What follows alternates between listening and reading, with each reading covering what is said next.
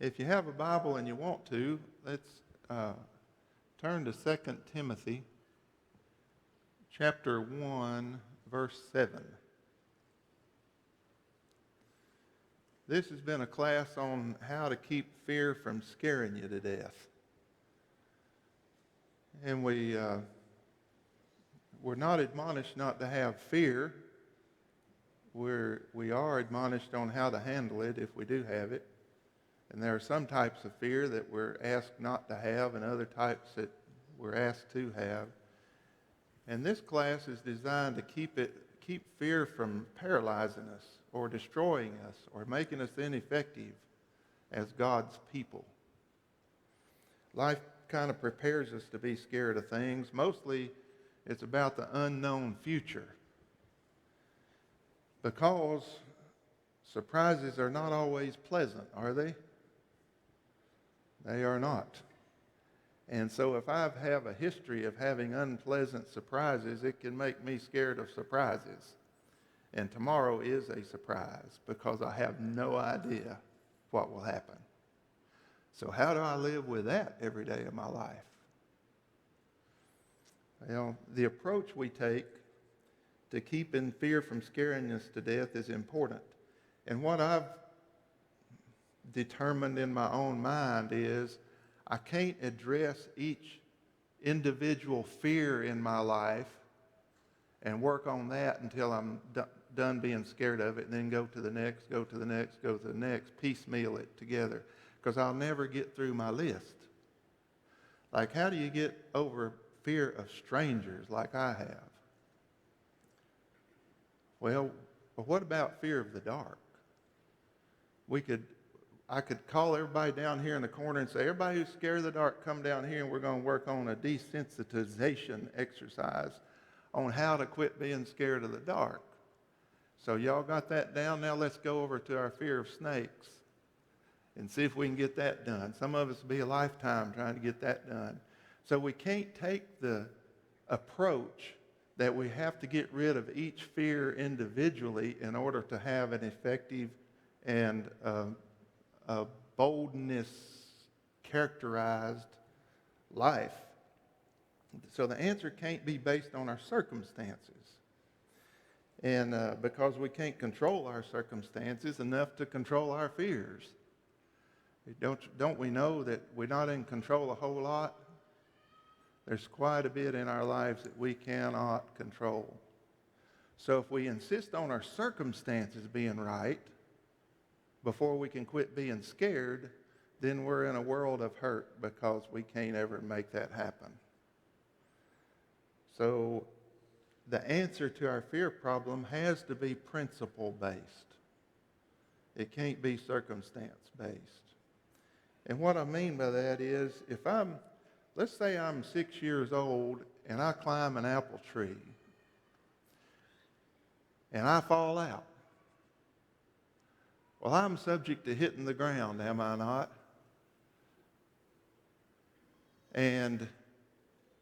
But after I fall out of that apple tree, I start a study on apples. And I learn a lot about apples. I know the difference between a Fuji and an Envy and a Gala and a Macintosh, and I learn all that stuff. And then I get grown up and I take a bunch of courses and I learn how to cross-pollinate apples and make my own breed of apples. Then I learn all about apple seeds and apple trees. And then I get to be in 2020 of November 7, and I climb another apple tree, and I fall out. What's liable to happen? I'm probably going to hit the ground. I might break a few more bones than I did back in those days, but I'm probably going to hit the ground directly in proportion to the laws and principles of gravity that works upon me. So why, if I learned all this about apples and stuff, why did I still hit the ground when I fell out of the tree?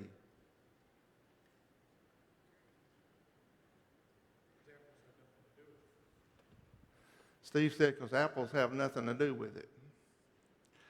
Gravity does not care what I know. It will work on me irrespective and unresponsive to all of my education and knowledge and everything I ever learned about even gravity. I could know everything there is to know about gravity, and I'd still hit the ground, because this law of nature, this principle-based thing, is true across time and circumstances and everything, regardless of the enlightenment of humans or regardless of what we ever learn or the skills that we develop. It's still true. Many of the great documents of the world appear timeless because of that very point right there. They're based on principles.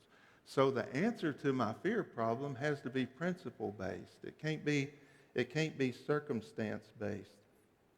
Well, here's a question. Have you ever wondered why the gospel of Jesus exercises the same effect on people who gladly receive it, regardless of the age or the location or the education level or the nationality or race of the people?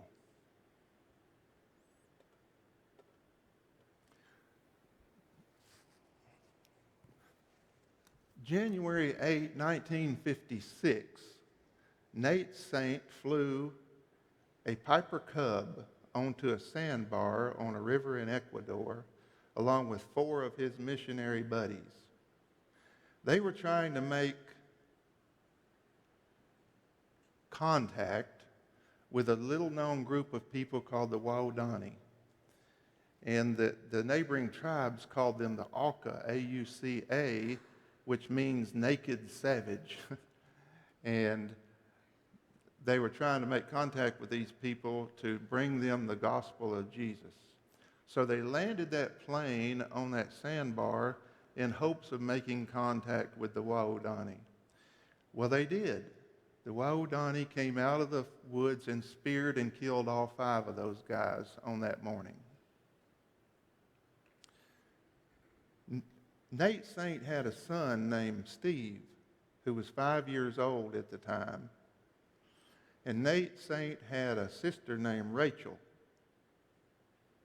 And one of the men who had died on that sandbar was Jim Elliott, who had a wife named Elizabeth. Elizabeth and Rachel went back into the land of the Waodani and taught them the gospel of Jesus, and they did not get killed. And they spent years and years and years with them, and Steve Saint grew up among them. And one of the men who had speared his father to death baptized Steve Saint.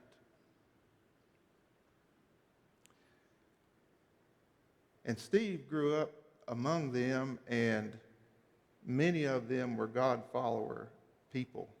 And their culture was characterized by an attempt to destroy themselves because they were filled with hate and fear. And the homicide rate among the tribe, in other words, the tribe spearing the tribe, was 60%.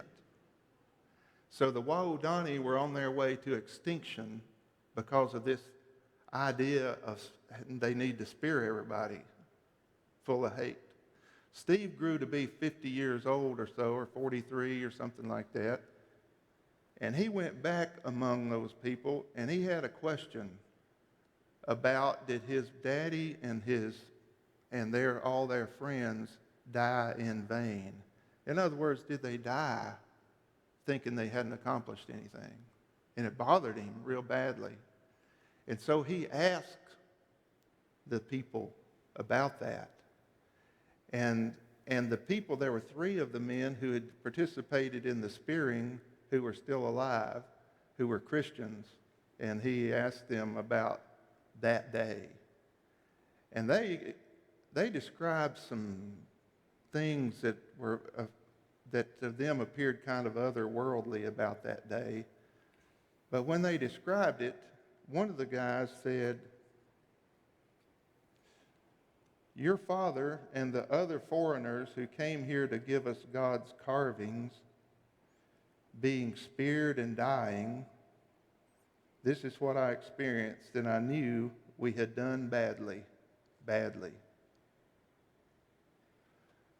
These guys eventually had received gladly the gospel of Jesus, and they knew on that day they had done badly. And the reason they had speared the missionaries was because they were afraid that the missionaries were there to kill them. And they were full of hate and fury and fear.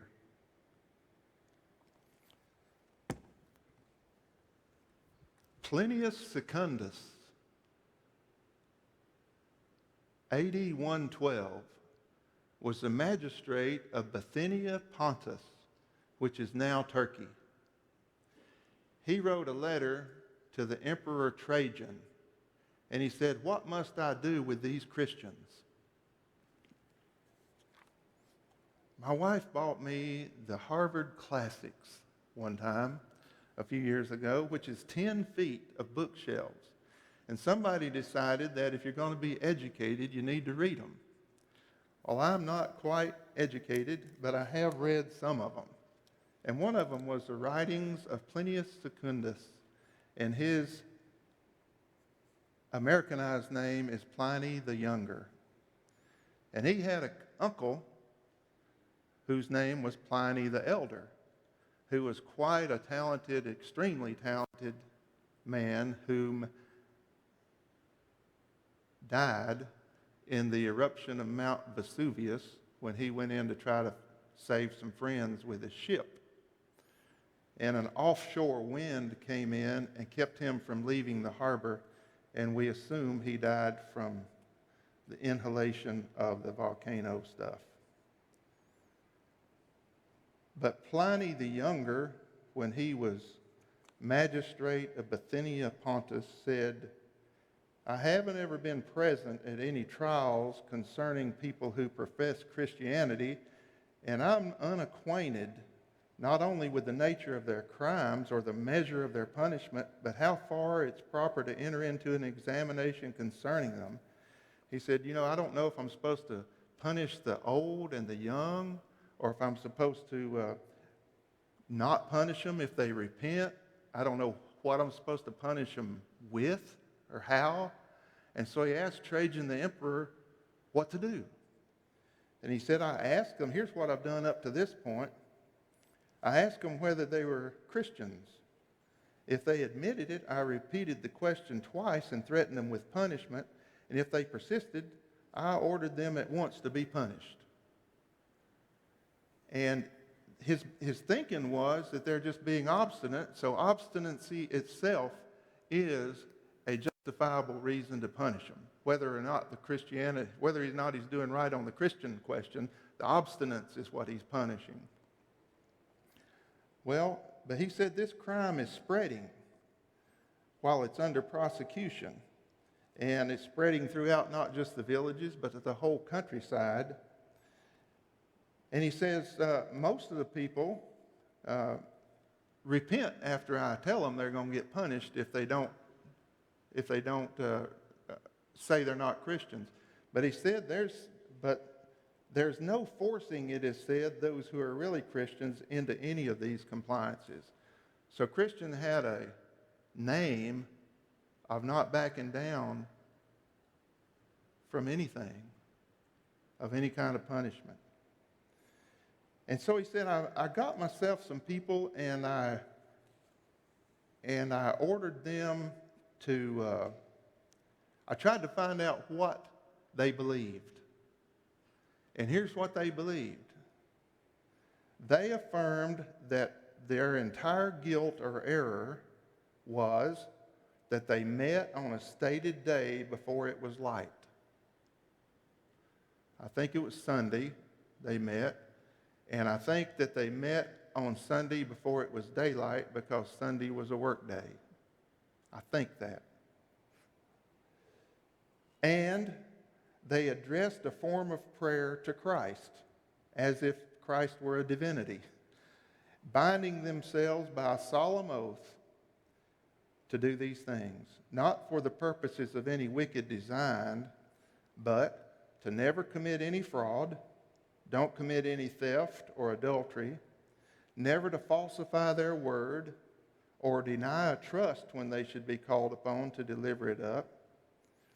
And after that, it was their custom to separate and then reassemble to eat in common a harmless meal.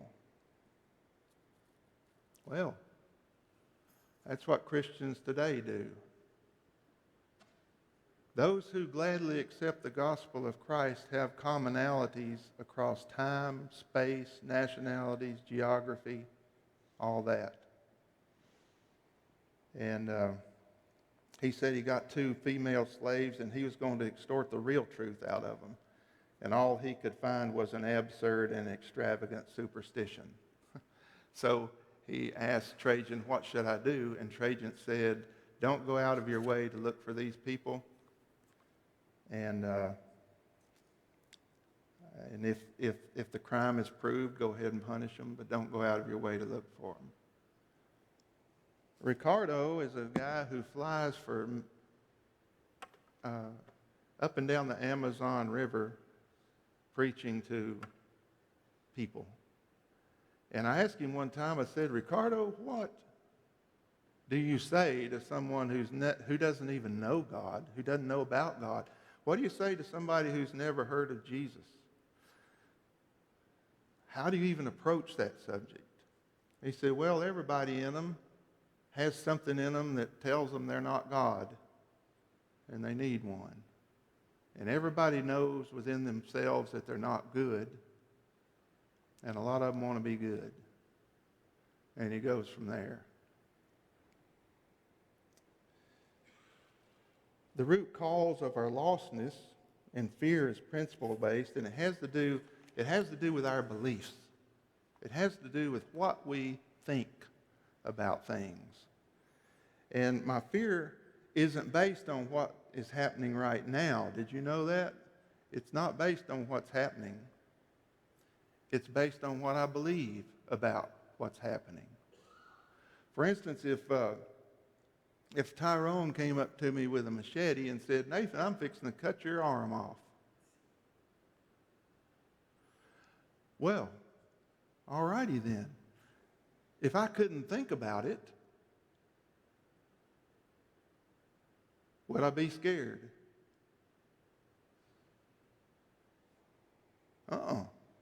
What if I didn't hear him right? What if I thought he said, Nathan, I'm fixing to make you a cabin with this machete? I thought he said that. Well, I'd just smile and wave and say, go right ahead. So I got to think about it before I can get scared. So my fear is not based on based on the event. It's based on my belief about the event. And so, or if the machete is made out of styrofoam, and I heard him, and I heard him say, I'm fixing to cut your arm off, would I be scared? No, because it's just a styrofoam machete. Or if he's my buddy and we have that same macabre kind of humor, and he says, I'm going to cut your arm off, and I'll just laugh because he's my buddy and I know he's not going to do it. So quite a few things have to happen, but mostly I have to believe about it a certain way before I can get scared. So this class is really about changing beliefs. It's about changing how we think. And the power of this class is that it's a Bible class because the Bible teaches us how to think differently and how to believe things differently by the knowledge that we gain from it. Have you heard this? As a man thinketh in his heart, so is he. Yeah.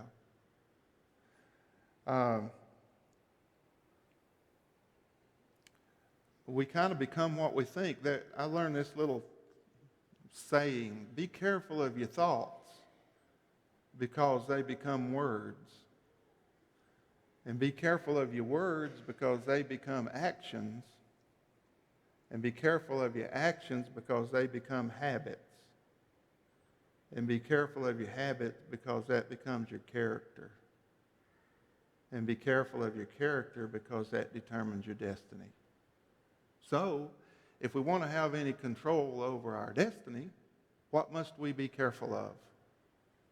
Our thoughts. Yeah. And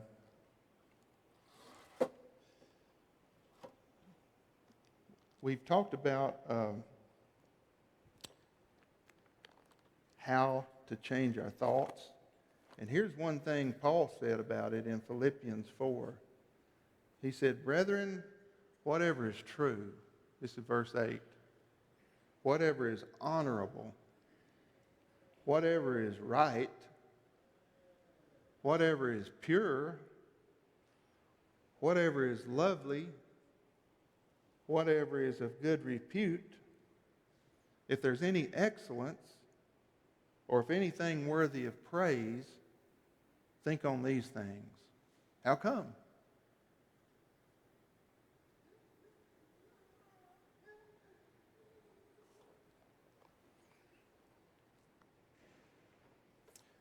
Because we become what we think about.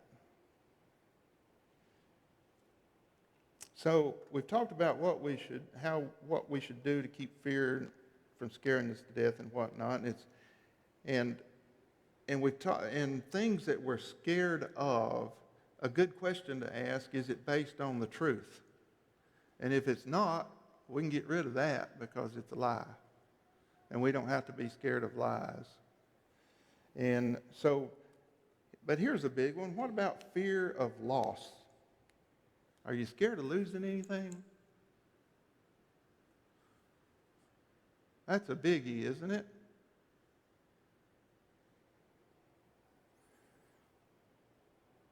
What would you do if you didn't have anything to lose? Would you be freed up a little, or would you be worse off? Freed up. Anybody think you'd be worse off?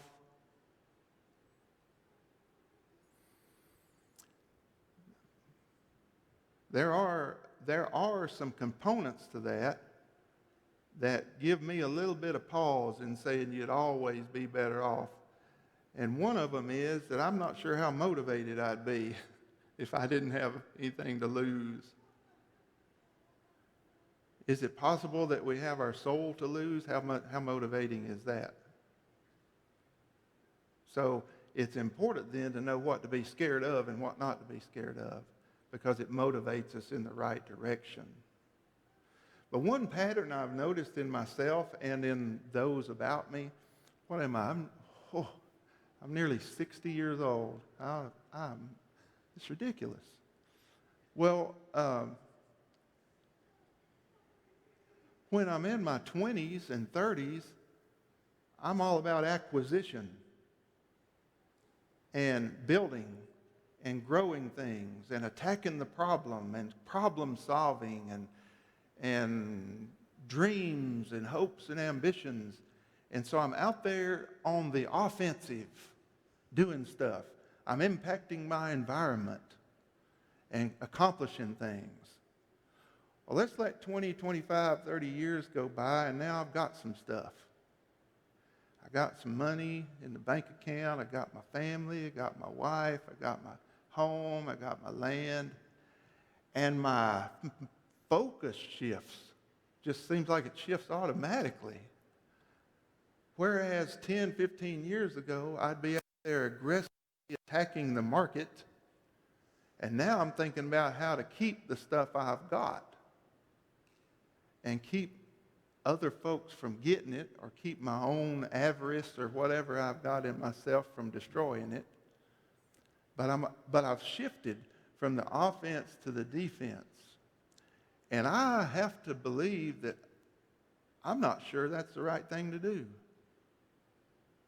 There is, however, an issue of stewardship, of managing the things that we've been given and taking care of the things that we have and that sort of thing. But I'm not talking about that. What I'm talking about is building this wall around our yards and our hearts and preventing anything from getting in to get what we've got. I think we're called by the scriptures that Christians don't necessarily live in a defensive mode all their lives. You've heard this? On this rock I'll build my church, and the gates of hell won't prevail against it. I must admit, until about 10 years ago, I thought the gates of hell were attacking me. Gates don't attack. Gates just sit there and defend. What? The church is attacking the gates of hell, and they can't stand. So I don't have to be scared of hell. Anyway, that was a total paradigm shift to me. I didn't even get it forever. But that's some good news. So we're not necessarily called to this defensive posture all of our lives to where we're scared of losing. We're scared of losing, scared of losing. Did you know you can be scared of losing stuff you don't even have? There was a girl that I met 10 or 11 years ago whose father had an affair on her mother, and the family got torn up, and this girl wouldn't date anybody because she was afraid of losing them. She's afraid of losing something she didn't have. You can do the same thing with a dog. You can have a dog that you love a lot and have him for 10 or 11 years and really get close to that dog, and the dog will die. And your kin folks will say, get you another dog. And you say, I don't want another dog. I don't want to go through that again. I don't want to get close to him and then lose him. So we will forfeit the joys of having a dog because we're afraid of losing a dog, and we don't even have a dog. Is that not amazing? Humans are something. We can be worried about yesterday and worried about tomorrow when nothing really bad is happening to us right now. Just think about all the worries in your head right this minute, what might happen to us. And then just look around you. What's happening to us right this second?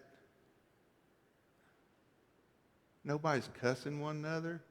Nobody's yelling at one another.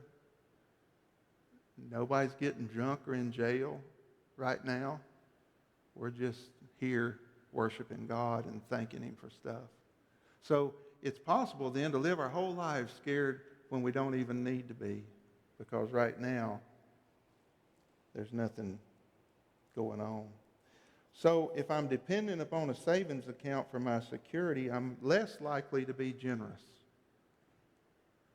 because I'm depending on a savings account for my security. I'm less likely to be generous than I would be if I was depending on God to be my security if I was generous. And I think that's a temptation of many, including me. But faith in God is the answer. And fear, I think, is just another temptation that keeps us from God. Isn't life full of temptations? There's a lot of things that tempt us that seem like this is the way it really should be. This is the way I want it to be. This is the way I wish it was. And fear is a temptation that keeps us from God. And I was telling somebody the other day, I'm awfully proud of my spiritual maturity now. I've learned how to resist everything except temptation. That's really funny. But fear is a temptation. Well, Romans talks about two different lives that a person can live. And one of them he calls the life of the flesh, and the other one he calls the life of the spirit. And he draws some stark comparisons between them two. And he says in Romans 8:6, the mind set on the flesh is death, but the mind set on the spirit is life and peace. So when we're controlled by this Spirit of God, then we have life in us. And wouldn't you want some peace in your life? We have peace. And there are some benefits to this that are described in verse 14 and 15.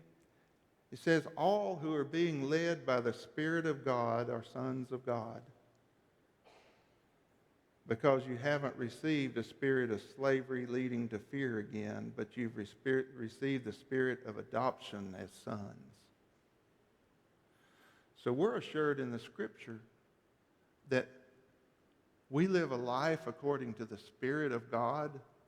It changes our lives. It changes how we react to circumstances. It changes how the whole tone of our approach to life is. And it gives us life, and it gives us peace. David had a really good handle on that, I think. The Psalms are so great. Psalm 27, here's just a few words of what I think it was David said. He said, "The Lord is my light and my salvation, so who shall I fear? Whom shall I fear? The Lord is the defense of my life, whom shall I dread? When evildoers came upon me to devour my flesh, my adversaries and my enemies, they stumbled and fell. And though a host encamp against me, my heart will not fear. Though war arise against me, in spite of this, I'll be confident. One thing I've asked from the Lord, that I may dwell in the house of the Lord all the days of my life, to behold the beauty of the Lord and to meditate in his temple." He had an idea of God and what God's role in his life was that helped him a lot. And we have the same access to that. Well, I don't like much being done, and I want to thank you for your attention. You've been really kind to pay attention to me this morning. But when I walk by faith in our God, when we learn to trust our God, I'm able to do certain things. One of them is I can encourage the afflicted. So why is that? Well, for me, it's because I don't have to be scared all the time that I'm going to be afflicted. So I can help build somebody else up. I'm able to give to those in need. Why? Because money can't be my security. It's so fickle. Money runs in and out of my life. God's got to be my security so I can give to those in need because I know God will take care of me. I believe in God. I'm able to pray for my enemies. How come? Because I'm not scared of them. And we're asked to pray for them. And we have a God who's bigger than my enemies. And I don't have to be afraid of loss. Why? Why you think? Because God will take care of us. Abraham and Isaac are that's a poignant example of a belief in God. Because Hebrews, I think, tells us that Abraham thought that if he killed his son because God told him to, that God would raise him back from the dead.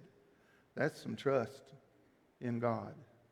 So I don't have to be afraid of loss because God can replace. And I can assail the gates of hell. Now, why is that? God's on our side. Did you hear this before? Don't be, what's the word? Don't be overcome by evil, but overcome evil with good. Good's more powerful than evil. What do you think about that? Are you used to believing that? Good's more powerful than evil. And I have the power to overcome temptation. How come? Let's say I'm tempted to steal. So if I have faith in God, I have to ask myself, why would I want to steal? to get something that's not mine because I have a God who owns the cattle on 1,000 hills, and he can give me what he wants to. Why would I want to get revenge on my enemies when God said he's the avenger? Why would I want to be afraid if he's telling me don't be afraid? Faith in God, I think it has come for me to be the only answer that I can think of that will fix my fear problem and allow me to go ahead and live my life in peace, regardless of circumstances. 2 Timothy 1:7 says, God has not given us a spirit of fear, but of love, power, and a sound mind. Right before that, Paul was talking to Timothy and said, refresh the gift that's in you. And I think what he was saying is, don't let life circumstances and stuff keep you from exercising the gifts that you have, because God hadn't given us that kind of spirit. Given us a spirit of love, power, and a sound mind. So my hope today is that God's people in this congregation reflect lives of quiet peace and calm assurance.